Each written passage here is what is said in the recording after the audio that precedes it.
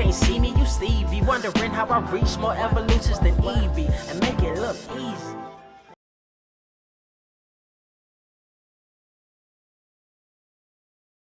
What is up, Earth's mightiest subscribers? It's Ernie, the Blerd without fear. Welcome back to the channel. All right, so today's video, we're gonna be talking about the Ultimates, number 9, just a little bit.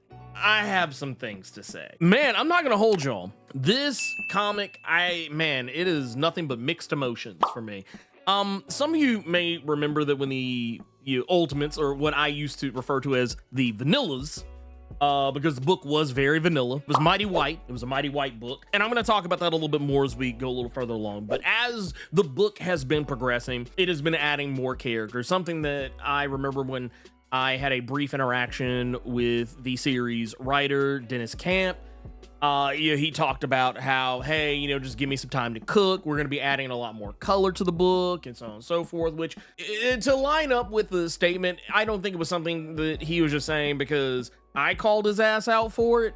I think it's just something that it's a weird marketing strategy, and we're going to talk about that a little bit more later too. I promise you. So what is this? What is the Ultimates? Just in case for anyone who's not been keeping up, the Ultimates was a series from back in the aughts, when the Ultimate Marvel line was running strong, even though technically that shit aged like milk. It aged like spoiled milk, if I'm being honest. The Ultimates was a terrible comic. I'm just gonna be brutally honest with you. It was a terrible book. It was Mark Millar and all over the place. It's basically what it was. It was like, hey, the whole thing with Hank Pym slapping his wife, committing spousal abuse. You know what? Let's take that and take it to the next level. Hey, what we should also do? We should totally take Quicksilver and Scarlet Witch, and we should totally, even though they are brother and sister, make them incestuous. Now, that's just the surface of what's wrong with the Ultimates, but by and large, what happened was, with the passage of time,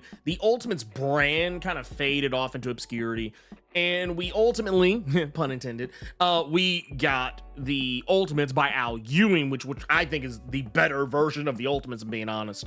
That was a team that was led by Captain Marvel, that also had Blue Marvel, Black Panther, America Chavez, Monica Rambeau. Galactus was a part of the group for some time as well. It was a good book, and we're bringing this back because the Ultimate Universe is back now. It's not Earth 1610, it's Earth 6160 now. So there's that. But when we got this book, man, it was advertised as being, I would say 100% sanitized. It was 100%, like, I'm talking mighty fucking white. And I mean, look, I want to go back and I want to pull up the roster of this book before any of the other characters of color made it in. It was basically Iron Lad Tony Stark, Doctor Doom Reed Richards, Steve Rogers Captain America, Thor, Sif, Giant Man Hank Pym, and Wasp Janet Van Dyne. That was effectively it. Like, it was literally the whitest team I think I had seen fielded for an Avengers type team in quite some time. And I remember there were some people who just were absolutely gaga for it. They were like, oh my god, it's the greatest Avengers book ever told. Oh my god, it's the greatest Avengers book. Oh, it's better than everything else. Oh, it's better than everything. But the thing I noticed that all these people had in common is that they were all white. Just saying. They were all white. And I guess, they just didn't like the idea of seeing any color on the team. But Dennis was right. They did add more color to the team. Eventually, we got a little peanut butter. So they added America Chavez. That was a good step.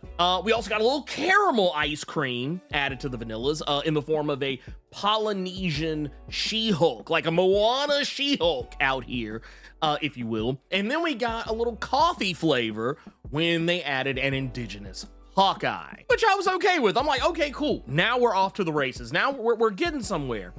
And now, just in time for Black History Month, we finally added chocolate to the menu.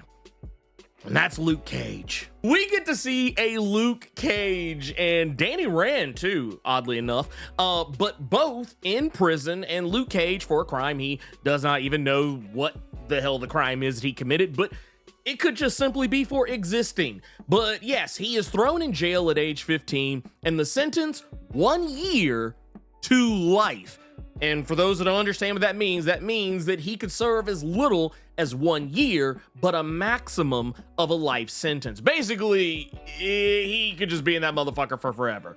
And guess which one he gets? Now, I want to make something very clear. This is a Luke Cage who does not have superpowers. For those that are unfamiliar with how this new Ultimate Universe works, the maker basically wanted to create a perfect universe, one that he could do whatever he wanted without fear of anyone interfering. And what that meant was that a lot of heroes that normally would have powers did not have powers. Case in point, Captain America was never thawed out of the ice, or was imprisoned and exiled by the Asgardians because the maker tricked them into doing as much. Spider-Man never got bitten by the radioactive spider. The Fantastic Four were all killed off except for Reed Richards, and the maker, who, if you don't know this, I'm gonna put you on game. The maker is the original Ultimate Marvel Comics Universe version of Reed Richards. The maker kept that Reed Richards locked away because he knew that he would be dangerous, but he also wanted his help, because we all know that while Reed Richards, by and large, in my opinion, is a piece of shit, you can't convince me otherwise. However, if there's anything that's better than one Reed, it's two Reeds. So he kept that Reed locked away and kept him sequestered and under the iron mask of Doctor Doom. Yeah, there's lots of other characters that were, done this way. And the characters who would fall in line with the maker's line of thinking, they were allowed to flourish and thrive. But in this particular instance, this is a Luke Cage who is got no powers whatsoever. He has not been empowered by any stretch of the imagination. Now, granted, he is in prison right now, and we all know, if you're familiar with the Earth 616 version of Luke Cage, that version of Luke Cage got his powers in prison. And that's kind of what's gonna happen in this book. By the time we pick this book up, he has already served 20 years in prison, meaning he's spent most of his life in prison. And the whole time, he is being abused, beaten for no reason. And by the time we get to the end of this book, it's pretty much stated he's gone into the infirmary more times than any other prisoner. But he persists just the same, spending his time reading, educating himself, and sharing his knowledge about social order and the modernized enslavement they face in the new prison culture of this universe, and being woke in a way that the word was traditionally used by Black people, being aware of the systemic oppression that he faces and moving and operating accordingly to undermine it. Not using whatever dumbass definition that Hudson Thames, the voice actor of Peter Parker on Your Friendly Neighborhood Spider-Man, whatever, thought that he was using when he said that he was so happy that the show wasn't, let me check my notes here, not annoying and woke. That's what he said. For Cage, it is all about tearing down the corrupt system and freeing the people, not just of their physical prisons, but their mental and spiritual prisons as well. And just like many other Ultimates, Iron Lad came along prior to getting his cheeks absolutely ripped apart by the Immortal Hulk and gave Luke his powers back that the maker had gatekept from him. It's really powerful stuff. Though I will say there is one thing towards the end I have a little bit of a mixed opinion on, and that is not the last shot you see, because really the last shot has more to do with She-Hulk and Iron Lad following that ass whooping. What I had a little bit of a problem with was there's a shot at the end where Luke Cage, he basically is not joining the Ultimates in this. He's not going to be joining the team. Thus, there are no Black people on the team currently. Like, I know Black Panther was hinted to join the team at some point, but he has yet to do so. I feel like so long as his main series sells pretty well, I feel like it's only a matter of time before he winds up on the team, but as of this present moment, he's not on the team. All that aside, Luke Cage decides he wants to stay in prison. He doesn't want to escape, even though he orchestrated a pretty daring escape of the prison. But no, he and Iron Fist are going to stay behind in the prison and ensure that everyone gets their freedom and that nothing like this ever happens again. He feels like he's better needed there. And I even thought it was cool. There's a couple of nods to his original moniker as Power Man, which I think is cool.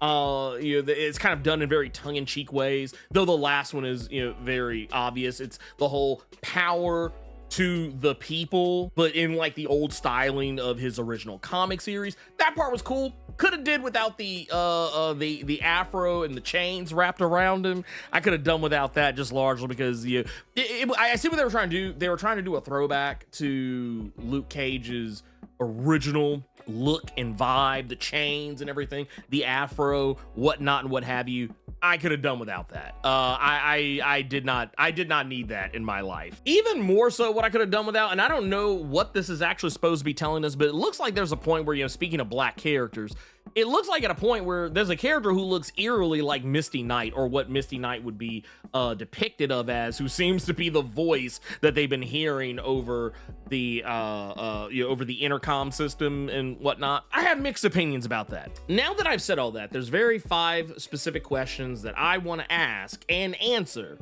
that I feel I can answer with very little hesitation whatsoever. The first one is The Ultimates a good book? Yes, very good book. Very good book. No hesitation there for me whatsoever. Is it fun to read every month? Yes, I would say so. Yes, it is a very fun book to read. No questions asked. I enjoy it every single month that it comes out. I think that Dennis is doing a great job with it. For the most part, I do have some criticisms. And speaking of those criticisms, let's address the elephant in the room. Is it not a weird look for Marvel to advertise this book and have it be a completely white team, when they initially announce it, and then only add in black and brown characters later as the book progresses?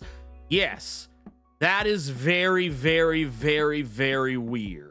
And then also in the same breath decided to release the one black character, like actually have the book focus on a black character in February, and only in February, mind you. At least, I don't know, maybe they'll change their mind in March, but that's just what it seems like on its face at this point. Is that weird? Yeah, I think so. I think it's incredibly weird. But, let me also address something else, because I know it sounds like I'm very hypercritical of this comic, which I am, and I think I have every right to be, but here's where that stops. And it's because I'm gonna ask 2 more questions, and just ride with me on this one. Is it okay for Dennis Camp to receive death threats over how he chooses to write the Ultimates, or what he has done with the Ultimates, for better or worse? Is that okay? No, it is not okay at all. Is it okay for people to be harassing and sending death threats to his wife and family for what he is doing with this book, once again, for better or for worse? No, it's not okay. None of that is okay. It is both wrong and weird at the same time. So yeah, no, that all of that is bad. And I don't think anyone should receive death threats or harassment or any kind of online bullying for especially for a comic book of all things. But I will definitely say that for me, and I know there's going to be these folks there, because I know there was some folks who got really mad when I made my statements about the NYX book regarding how Colin Kelly and Jackson Lanzig had decided to depict Sync and Prodigy in a moment where the 2 characters were really kind of meeting each other, not for the first time, but for one of the few public interactions these characters have had. Like how they just depict, oh no, they have to fight first. They have to fight first. This is the only way we can do this. Yeah, no, here's the thing. There's a difference between when I'm doing it versus when I see a lot of other people doing it. Not saying other people can't say the things I'm saying, but what I'm saying is I don't think of what I say as me calling them out. This is me calling them in. I'm calling them in.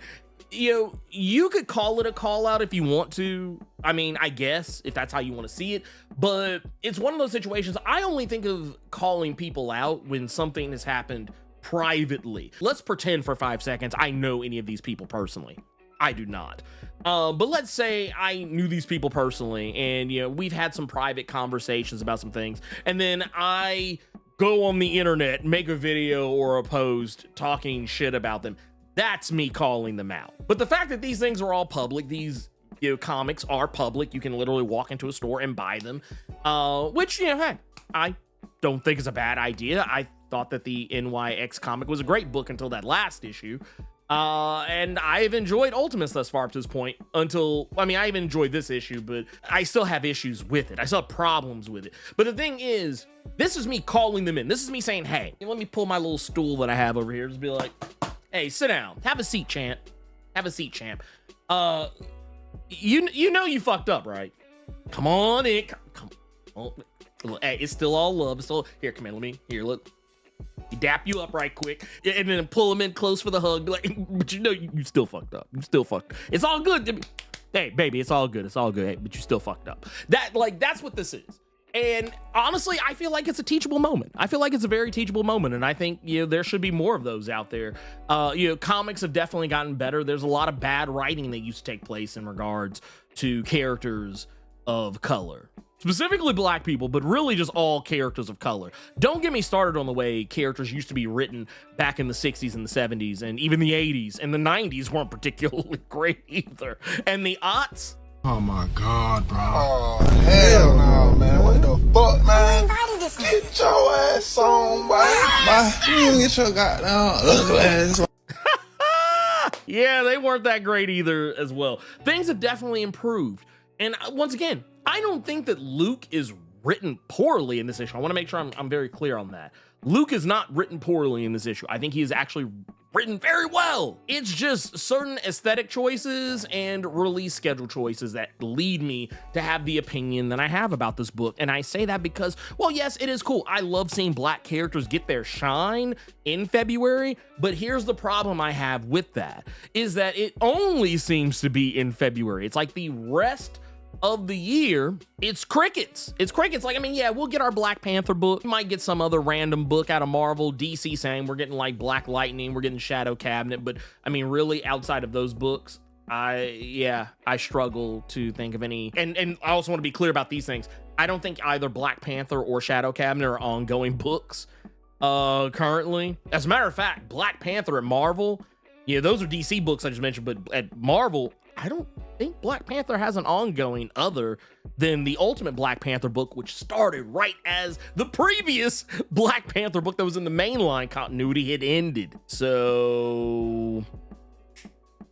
yeah, I feel like, we're getting the short end of the stick. And I don't like it. I think it's very weird. I think it's very weird that when you announce a book that you put all of the white faces front and center, so that way you can get back those, and I think that's what it is. I actually think that's 100% what it is. And y'all can disagree with me if you want. Argue with your mama, don't argue with me. I'm telling you guys right now, and I actually wrote this down because I don't want to miss any of this. So I'm gonna try and say this as word for word as seemingly possible without directly looking at what I wrote down. But Ultimates feels like the book that was written to try and win back that white readership who had become disenfranchised with Marvel Comics for feeling, and stupidly so, that they are being replaced, like the white characters are being replaced, which is a funny and wild thing to say, especially in light of everything I just mentioned about, the black comics that are running right now. Or lack thereof. I think that that's just silly and stupid on his face, but I feel like that's what this book is for. I feel like it is to try and win back that white readership. That's what it's for. You can't convince me otherwise. You cannot convince me otherwise. It is to get those white readers back who feel like they are no longer centered. Now, when you get to the other Ultimate books, they kind of have a similar vibe, but for very different reasons. I feel like Black Panther, Ultimate Black Panther, while I don't think it's, problematic, or anything like that, I don't really think any of the other ones are really problematic, but I feel like Ultimate Black Panther is really just there for those people who hate the direction that Black Panther is going in mainline continuity and want something that is either A, more reminiscent of what they would prefer, or B, more reminiscent of the MCU prior to Chadwick Boseman's death. I feel like Ultimate Spider-Man is just people who really hated the Zeb Wells. Like that's for y'all. If you hated the Zeb Wells Spider-Man run, this book is for you. Ultimate Wolverine, it's only one issue in, but I feel like Ultimate Wolverine is just for sickos. Sickos that really wanted Deadpool kills the Marvel Universe, but with no jokes. And that's fine. There's nothing wrong with any of that. Less so the Ultimates. There's definitely something wrong with that. I don't think Dennis is a bad guy. I don't think that he is being mean-spirited about anything that he is doing. But once again, I don't think Dennis is in charge of the marketing on this. I 100% blame the marketing department behind this. And Dennis kind of catches a little bit of shrapnel for this, just on the fact that he did write the first issue to be very white. But at the end of the day, America Chavez was introduced by the second issue. And by the time you get to the third or fourth issue, She-Hulk shows up. And then by the time you get to, like, I think 4, 5, 6, somewhere in there, that's where Hawkeye shows up. So, I mean, yeah, I don't blame Dennis for any of this. I 100% blame the marketing team. It was the marketing team. Marketing team saw what they had, said, hey, look, we got to get these white readers back. We got to get them back. I don't know how we're going to get them back, but we got to get them back. And here's what we do. Don't tell them there are any Negroes in this book. Don't tell them that there are any Mexicans in the book. That's basically what they're saying. That's basically what the marketing team was saying. Show this picture of nothing but white superheroes, and this will be red meat for our white Marvel readers. That's basically what this is. That's basically what it was. Despite the fact that it really wasn't true. And once again, with the passage of time, now, Dennis's words make way more sense to me. Yeah, just let me cook. We're gonna add some more characters. Cool. By literally the second issue, we had a Latina character. We had a Polynesian character almost immediately after that. So yeah, I get it. I totally get it. I'll just say this, and this is my closing statement. I would love if by the time we get to 2026, if we make it, I would like to see both Marvel and DC stop waiting till February to let your black characters be great, because you have an embarrassment of riches. You have an embarrassment of riches when it comes to black characters. Like, there's almost too many to name. There's almost too many to name, just like right here in this one shot.